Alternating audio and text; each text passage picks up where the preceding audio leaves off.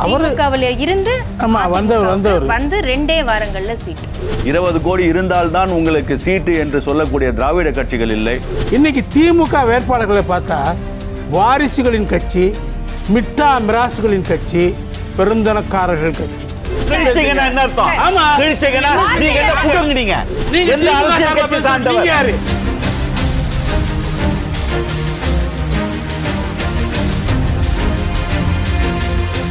ஒரே ஒரு பெண் வேட்பாளர் சிம்லா முத்துச்சோழன் கொடுத்திருக்காங்களா? இவர் எந்த கட்சியிலேருந்து வந்தவர்? திமுகவில இருந்து வந்து 2 வாரங்கள்ல சீட். இல்லை, அவர் வந்து ஜெயலலிதா அம்மா எதிர்த்து கேண்டிடேட்டாக நின்றவங்க தான் ஆர்கே நகரில். அவங்க வந்திருக்கிறாங்க. அவங்க ஒன்றும் பெரிய ஆள் கிடையாது, சாதாரண ஆட்கள். அந்த தொகுதியில் நீங்க சொன்னீங்க அடிப்படையா உழைத்த அவர் வந்து ஒரு எக்ஸப்ஷன் ஒத்துக்கிறேன். ஒரு கேண்டிடேட்டை செலக்ட் பண்ணிருக்காங்கன்னு சொல்லும்போது ஒரு கோல் வைக்கும்போது ஒரு மாற்று கட்சியிலேந்து வந்தவர், மாற்று கட்சியிலேந்து வந்த கேள்வியை நான் புரிஞ்சுக்கிட்டேன். ஒரு சீட்டு கொடுக்குறீங்க. என்ன கேள்வியை நான் புரிஞ்சுக்கிட்டேன். அது எக்ஸப்ஷன். நான் சொல்றது பொதுவாக எல்லாரும் எப்படி செலக்ட் பண்ணியிருக்காங்க அப்படிங்கிற விஷயம். ஜெயலலிதாவை எதிர்த்து போட்டியிட்டு அதான் கரெக்டுங்க. அது எக்ஸப்ஷன். அது எக்ஸப்ஷனுங்க. அது வந்து இந்த அவங்க பொதுவான நோக்கம் ஒன்று வச்சுருந்தாங்க இல்லையா, அந்த நோக்கத்துக்கு அப்பாற்பட்டு அது இருக்குங்க, நான் ஒத்துக்கிறேன். விதிவிலக்க அந்த அந்த அவங்கள கேண்டிடேட் அனௌன்ஸ். பட் நீங்கள் 33 தொகுதிகளில் 32 தொகுதிகளில் பெரும்பான்மையான தொகுதிகளில் அந்த பகுதியில் வேலை செய்யக்கூடியவங்களை மட்டும்தான் நிறுத்தியிருக்கிறாங்க. மற்றவங்களெல்லாம் புறக்கணிச்சிருக்காங்க. பெரிய பெரிய தலைகளையெல்லாம் புறக்கணிச்சிருக்கிறாங்க. இது எந்த கட்சியிலும் செய்ய முடியாங்க. இவ்வளவு அடிப்படையான, அதாவது அதிமுக மட்டும்தான் புறக்கணிச்சிருக்காங்களா? அவங்க வர தயங்குனாங்க. அது புறக்கணிச்ச வர எப்படிங்க தயங்குவாங்க? அவங்க விருப்ப மனு கொடுத்துருக்குறாங்க. எல்லாருமே அவங்கெல்லாம் விருப்ப மனு கொடுத்துருக்குறாங்க. நீங்கள் மெயினான விஷயம் என்ன பார்க்கணும்னா, நீங்கள் இந்த மாதிரியான வரும்போது அந்த அந்த சாதாரண மக்களுக்கு, தொண்டர்கள், நிர்வாகிகள், அடிமட்ட நிர்வாகிகள் மேலே வருவதற்கான வாய்ப்பு அதிமுகவில் இருக்குது. அதை மீண்டும் நிரூபிக்கிறாங்க இந்த லிஸ்ட் மூலமாக.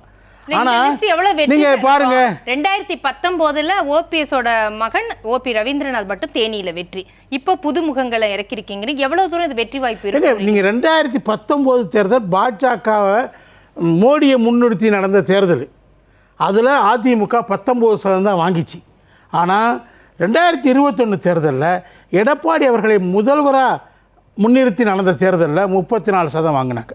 திமுக விட 3.5% தான் குறைய, 13 லட்சம் வாக்குகள் இருந்தார். அது வேறு விஷயம், அவர் இருந்தார். அப்போ ஆட்சி வந்து எடப்பாடியுடைய ஆட்சி. அதனால் அந்த அந்த அந்த விஷயம் இருக்குல்ல, நீங்கள் யாரை முன்னெடுத்துனா ஓட்டு கிடைக்குதுங்கிறது. இன்னொரு முக்கியமான விஷயம் நான் சொல்கிறேன். திமுக எடுத்துக்கோங்க, யார் நிற்கிறா? நீங்கள் வாரிசுகளுக்கு முதல்ல தர்றீங்க அதிகமான இடங்களை. அண்ணா சொன்னார் அன்றைக்கி, காங்கிரஸ் கட்சி பற்றி என்ன சொன்னார் தெரியுமா? மிட்டா மிராசுகளின் கட்சி, பெருந்தனக்காரர்களின் கட்சி சொன்னார். இன்றைக்கி பாவம் அவர் சொன்னார்.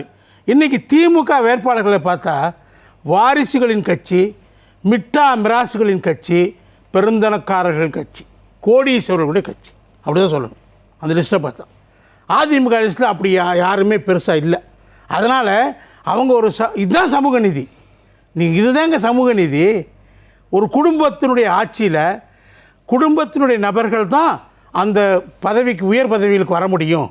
கட்சியினுடைய தலைமை பதவிக்கும், ஆட்சிக்கு வந்தால் முதல்வர் பதவிக்கும் அந்த குடும்பத்தை சார்ந்தவர்கள் தான் வர முடியும். மற்றவர்கள் யாருக்கும் தகுதி இல்லைன்னு சொல்லக்கூடியது சமூக நீதியா? சரி சரி, எது சமூக நீதி? நீங்க கேட்ட கேள்வி அதிமுக பற்றி கேள்வி கேட்டீங்க. அவர் அதிமுக பற்றி சொல்லிட்டு நேரா திமுகவுக்கு போயிட்டு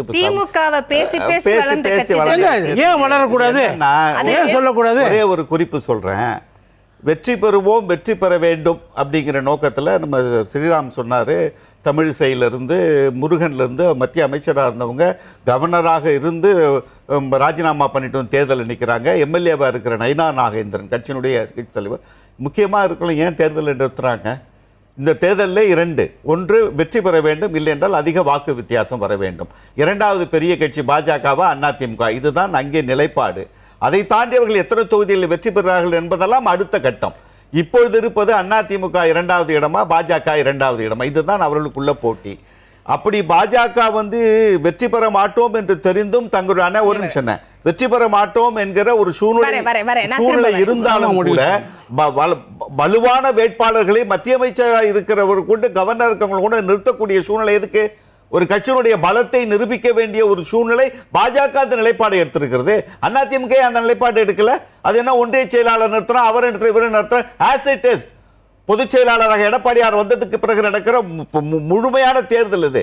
இந்த தேர்தலை வெற்றி பெற்றாருன்னா உதயகுமார் எம்பி சீட்ல நின்றுக்கணும், ஜெயக்குமார் நின்றுக்கணும், வேலுமணி நின்றுக்கணும். அவங்க கட்சி இல்ல நான் எதுக்காக சொல்ல வரேன்னா இல்ல நான் அதுதான் சொல்றேன். அவர் திமுக தொடாம இருந்திருந்தாரே நான் இத பேச மாட்டேன். எப்பவுமே இந்த கை காட்டுற வேலை ரொம்ப நடக்குது. எங்க ஒப்பிட்டளவுல பார்க்க வேண்டியிருக்கு. அவர் பேசினதுனால தான் நீங்க திமுக லிஸ்ட் எடுத்தா வட சென்னை, மத்திய சென்னை, தென் சென்னை, பிரதான கேள்வி என்னன்னா இதெல்லாம் ஒரு எழுதப்படாத விதியா வந்துகிட்டே இருக்கே அந்த எம்பி. அது வேற ஆள் இல்லையா திமுகவுல? இவங்க முக்கியமான ஆட்கள் 39 தொகுதியில தோத்தது இல்லையா? முக்கியமான ஆளு தான் நிறுத்துனாங்க அப்பெல்லாம். அதாவது அவர் அதை பற்றி அவர் பேசாமல் இருந்திருந்தால் நான் இந்த நிலைக்குள்ள போயிருக்க மாட்டேன். நான் ரொம்ப திமுக கூட்டணியை பொறுத்தவரை நான் சொல்றேன். நான் திமுக சார்பாக பேசுவதற்காக நான் இங்க வரல. அதுதான் சொல்ல வரேன். என் வார்த்தைகளை புரிஞ்சுக்கிறதுக்கு உங்களால முடியல அப்படின்னு சொன்னா அது என்னுடைய குற்றம். உங்க பெரிய ஒரு குறிப்பிட்ட நபர்கள் மட்டும் திரும்ப திரும்ப வர்றதும் என்ன விஷயம்? திராவிட முன்னேற்ற திராவிட முன்னேற்ற கழகத்தினுடைய தலைமையிலான அணியை பொறுத்த வரைக்கும் இரண்டு நிலைகள் அரசியல் சூழ்நிலைகள். ஒன்று, பாராளுமன்றத்தில் எப்படிப்பட்டவர்கள் பாராளுமன்றத்திற்கு சென்றாக வேண்டும் என்கிற கட்டாயம். ஒரே நிமிஷம், நான் எதுக்கு காரணம் சொல்லிட்டானதான் உங்களுக்கு அதை நான் எதுக்காக அதை சொல்றேன்னு புரியும். ஒன்று, என்டிஏ கூட்டணி ஆட்சிக்கு வந்துவிட்டால் நம்மளுடைய செயல்பாடுகள் என்பது தேர்தல் அறிக்கை வந்திருக்குது. சமூக நீதி உட்பட இருக்கிற திமுகவினுடைய தேர்தல் அறிக்கை மதிமுக தேர்தலுக்கு வரப்போகிறது. அது குறித்து நாம் அந்த இடத்திலே பேசி பெறுவது சுலபம்.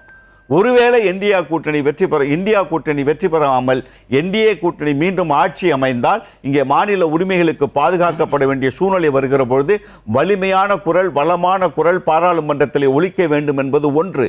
இரண்டாவது, ஒரு 50% அனுபவம் மிக்கவர்கள், 50% புதியவர்கள். இந்த நிலைப்பாடு தான் அந்த அணியில இன்னைக்கு சேர்ந்திருக்கிறது. இந்த இரண்டு காரணங்களுக்காக. ஒன்று, இந்தியா கூட்டணி என்றால் வேறு கதை. என்டிஏ மீண்டும் ஆட்சி அமைந்தால் வலிமையான குரலும் அனுபவம் மிக்க குரலும், அனுபவமற்றவர்கள் அந்த இடத்தில் இவருடைய அனுபவத்தை பெற்று எதிர்காலத்திற்கான ஒரு பயிற்சியை பெறக்கூடிய களம். அதுக்கு ஒரே உதாரணம். இந்த காரணம் ஒரு சரியானதாக இருக்குமா? 38 எம்பியை நீங்க வச்சுக்கிட்டு கடந்த 5 ஆண்டுகள் என்ன சாதிச்சீங்க? என்ன அவங்க பெருசா பேசி என்ன சாதிச்சாங்க?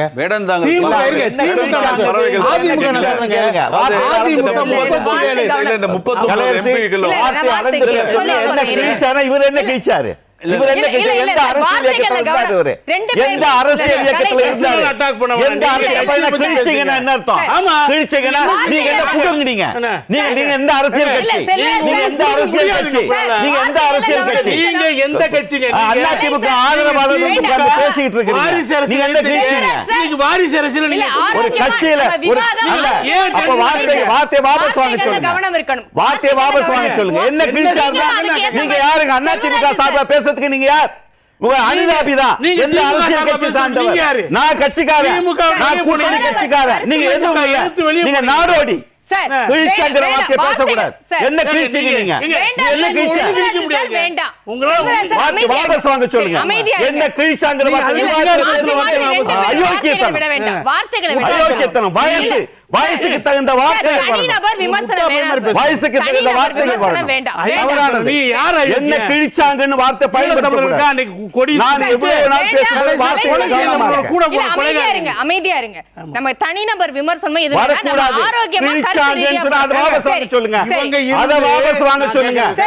அதற்கு பதிலாகவும் வேற வார்த்தைகள் வந்துருச்சு. இதோட விட்டுருங்க, வேண்டாம், அமைதியா விட்டுருங்க.